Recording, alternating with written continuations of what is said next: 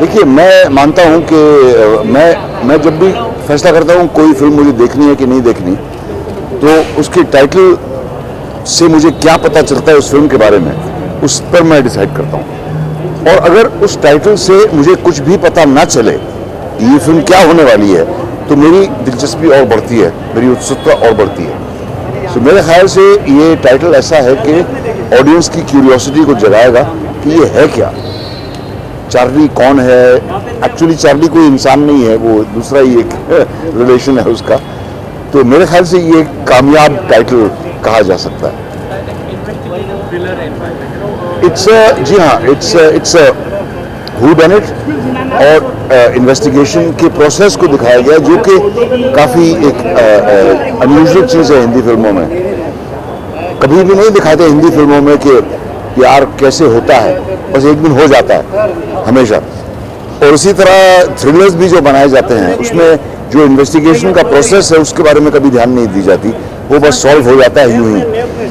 इसमें ख़ास बात यह है इस फिल्म में कि इन्वेस्टिगेशन के प्रोसेस को काफ़ी जो फिल्म का जो असली हिस्सा है वो उसके बारे में। रियलिस्टिक, देखिए रियलिस्टिक जो ये बड़ा ख़तरनाक टर्म है रियलिस्टिक, क्योंकि वेडनेसडे फिल्म को भी लोग रियलिस्टिक ही कहते हैं, हालांकि वो बिल्कुल रियलिस्टिक नहीं थी। जो सिचुएशन पेश किया गया था वेडनेसडे में, वो एक बहुत ही फैंटास्टिकल सिचुएशन था जो कभी हो नहीं सकता। तो इसी तरह से ये भी एक इमेजिनरी सिनेरियो है जो हो भी सकता है, नहीं भी हो सकता, लेकिन ट्रीटमेंट इसका ज़रूर एक एजी किस्म का थ्रिलर वाला ट्रीटमेंट है।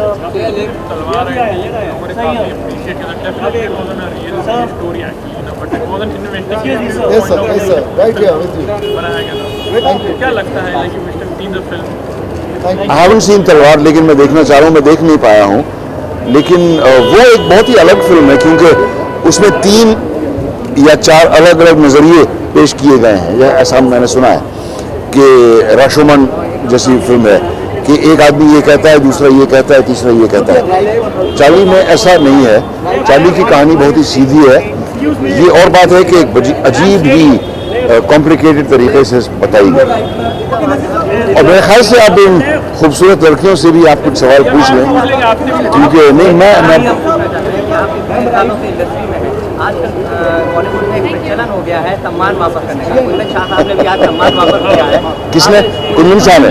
हाँ, नहीं मैं अपने सम्मान वापस नहीं करूंगा, क्योंकि मेरे लिए वो इतनी अहमियत नहीं रखते। लेकिन आपको लगता है कहीं ना कहीं नसीब साहब कुछ आप सबसे सीनियर भी हर लिहाज से तजुर्बे से भी चार्ली की टक्कर की अगर बात करें, एक्टर ने फिल्म का हिस्सा कहीं ना कहीं फिल्म को इतना लोगों तक पहुंचाने की जिम्मेदारी आपने ज़्यादा लेगी। क्या आप ये बात मानते हैं? अगर ना मानता तो मैं यहाँ आज क्यों मौजूद है?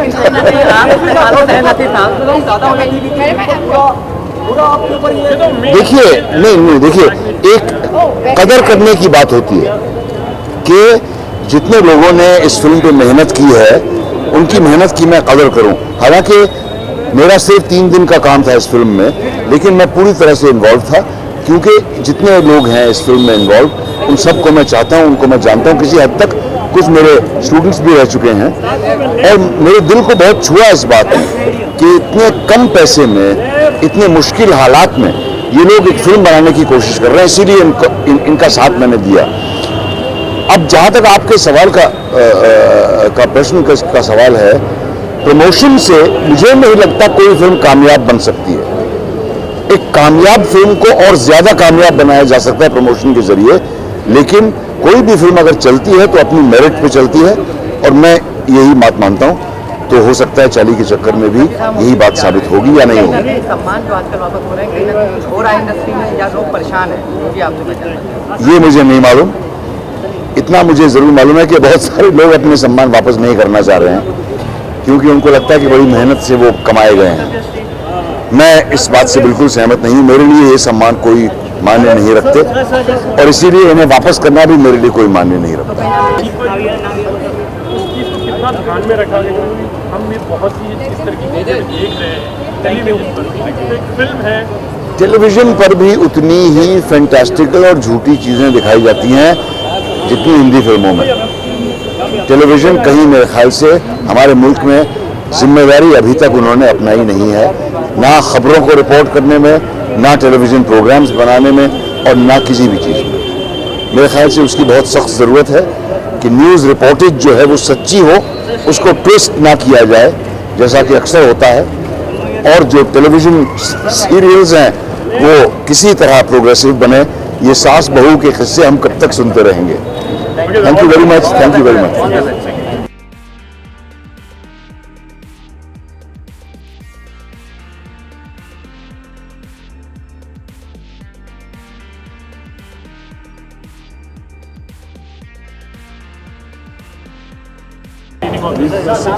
I'm very excited, to be honest. It's a film that was made with a lot more love and lot less money. The fact that it's releasing in 700 screens across India is a huge thing for this film. It's a film which has Naseeruddin Shah himself, and it has a lot of very talented actors, which you will hope, and I hope that you love them all. So very excited. A little bit about my character in this film. The character of this guy called Deepak, who's a struggling actor, comes to Bombay to make his dreams possible. His desperations are the ones that get him involved in Charlie ke chakkar mein. Could you say how working with Impact, like the legend, you can say? Naseer sir and I have done 3 films now with this film. I am his student as well. We do a lot of plays together. I've acted in his plays. My life could be defined by 2 events in my life: the acting that I did before meeting Naseeruddin Shah, and that life that I've been acting since. And it's been such a learning experience. Every time I meet him, every time I interact with him, I just keep learning. So he's a wonderful human being and a great acting coach. I'm expecting 100 crores at least, if not 150. No, more importantly, I'm expecting that everybody who catches this film loves it, likes it. It's a film with a very complex thriller structure, and I think it takes a man like Manish Srivastava, who's a genius, to get this all together. I hope you see this film and you like it, because it's one of the most beautifully written screenplays I've ever read. So hopefully you'll see the film and love it too. Thank you so much. Thank you. Yeah, just say something about your character in the film and like how excited, like today is the visual screening of the film, tomorrow the audience is going to see the film. Okay. क्या कहोगे? मेरा नाम दिशा अरोरा है। मैं हेरा का character play कर रही हूँ। हेरा का मतलब होता है goddess of discords, goddess of war.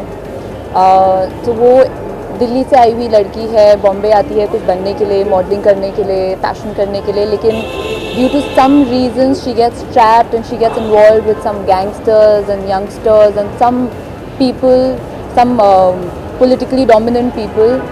उस चक्कर में वो जो और कैरेक्टर्स हैं फिल्म में, उन सब की लाइफ में आती है और उनको बहुत सारे चक्करों में घुमाती है, खुद घूमती है, और उसी के बारे में है चार्ली के चक्कर में। तो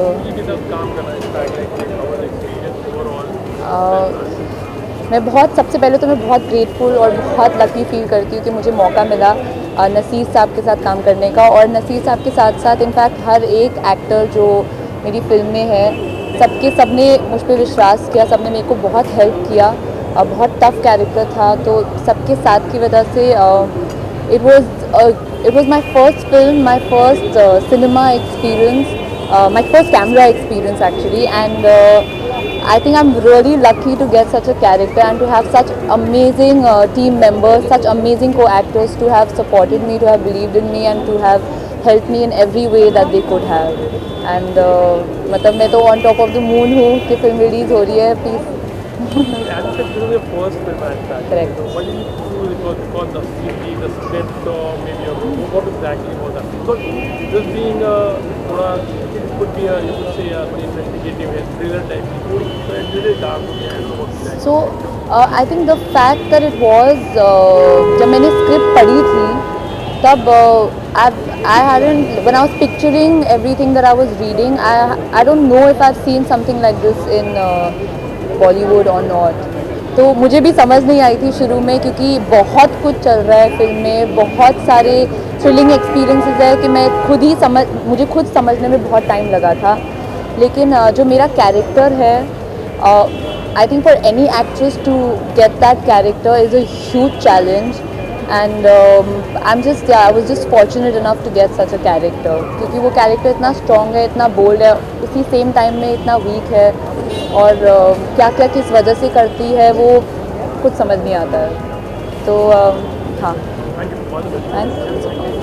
ये कितनी एक्साइटेड दोनों बहुत हूँ एक साथ। I am really excited. I am also very nervous क्योंकि इंग्लिश चलेगा। I am also very nervous. I am playing this character call Neena Sarogi. She is from Calcutta and Bombay में रहती है, स्ट्रगलिंग एक्टर है और she wants to become big like any other actor. She wants to be a lead in a film और अपने दोस्तों के साथ वो मिलती है एंड हाउ एक बहुत ही ईजी वे मिलता है पैसे बनाने का and how they kind of take it up and how things kind of start going wrong. उसके आगे नहीं बता सकती बिकॉज इट्स अ मिस्ट्री।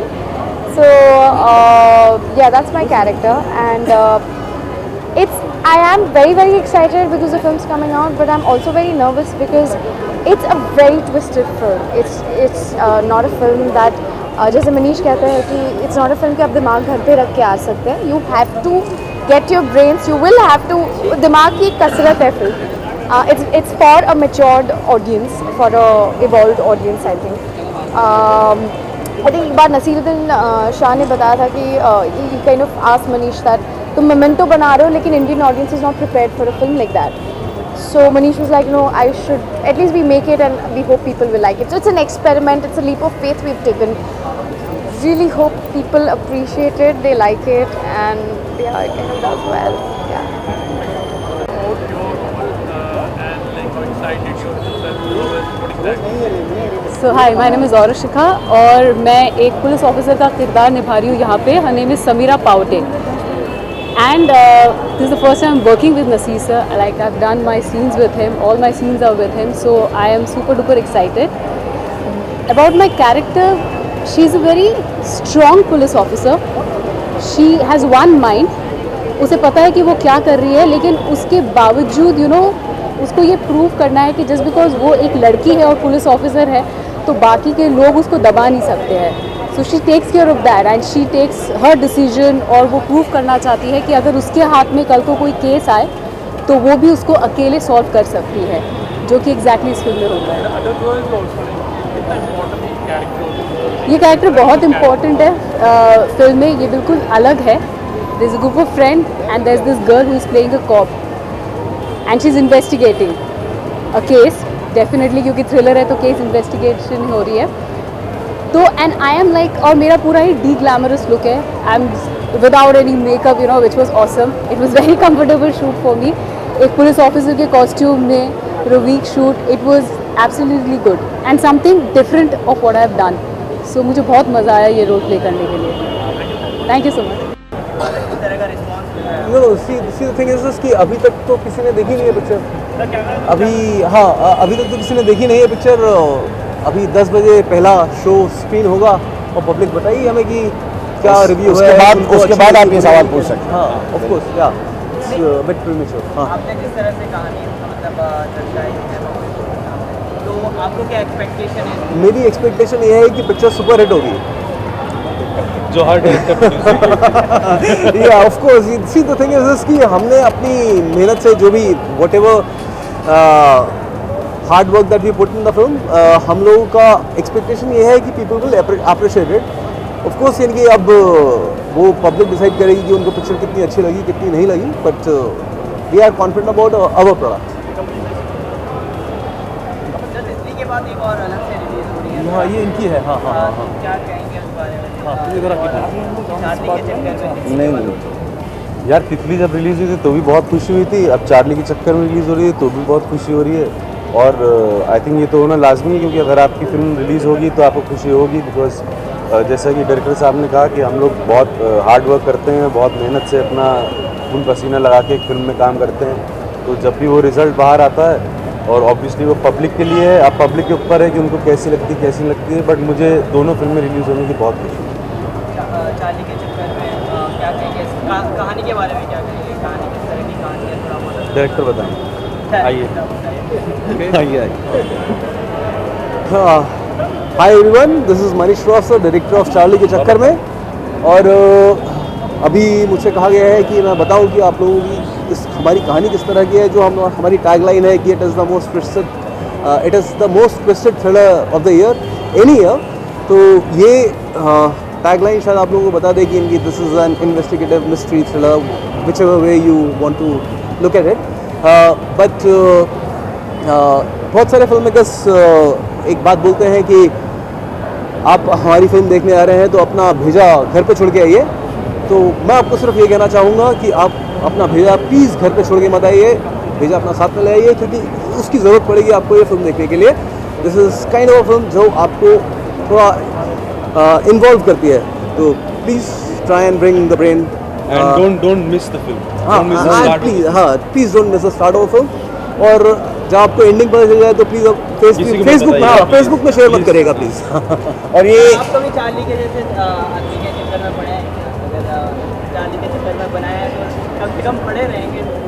कोई ना कोई जो है ना वो किसी न किसी के चक्कर में ज़रूर पड़ा है। अब वो चार्ली क्या है फिल्म में क्या नहीं है वो तो आप लोगों को देख के समझ में आएगा, बट हम सब किसी न किसी चक्कर में हैं और ये फिल्म भी उसी चक्कर को बताती है। कहानी किस तरह की है? कहानी हम नहीं बता सकते, हम बता देंगे आप पिक्चर के नहीं, कहानी एक चीज़ और बताना चाहूँगा। इन्होंने जैसा बताया कि एक थ्रिलर है, इन्वेस्टिगेटिव थ्रिलर है, थोड़ा ध्यान से देखें क्योंकि कहीं ना कहीं डिटेक्टिव ऑडियंस भी है। मिस्ट्री को सॉल्व करना ऑडियंस के दिमाग में भी ये फिल्म चलेगी। ये बहुत ज़रूरी चीज़ है कि आदमी ध्यान से देखे, ऑडियंस ध्यान से देखे, ताकि उनको खुद सॉल्व करना है प्रॉब्लम कहीं ना कहीं मिस्ट्री को।